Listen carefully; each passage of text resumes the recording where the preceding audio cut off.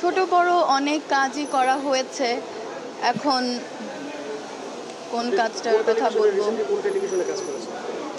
আমি এটিএনে করি, বিটিভিতেও করি, আরটিভিতেও করি, এনটিভিতেও করি, সব মিলিয়ে। আসলে আমি মনে করি ছোটবেলা থেকেই যেহেতু নৃত্যশিল্পী হিসেবেই আছি, তো বাফা থেকে। বাফায় যারা আসে তারা তো মোটামুটি জি, এটাই। আচ্ছা, আমরা সাধারণত দেখি মিডিয়াতে যারা কাজ করে বা কাজ করতে আসে ফ্যামিলির একটা প্রতিবন্ধকতা তৈরি হয়। সেক্ষেত্রে আপনার এরকম ধরনের কোনো প্রতিবন্ধকতা তৈরি হয়েছে? আপাতত হয়নি এখন পর্যন্ত। প্রথম থেকে শুরু করে এখন পর্যন্ত আমার কোনো এমন বাধা পেরোতে হয়নি, কারণ ছোটোবেলা থেকে ফ্যামিলি খুব সাপোর্টিভ ছিল। আমার মা বাবা দুজনেই আমাকে খুব অনুপ্রেরণা দিত যে না, তুমি কাজ করো, করে যাচ্ছ এবং ভবিষ্যতেও করবা।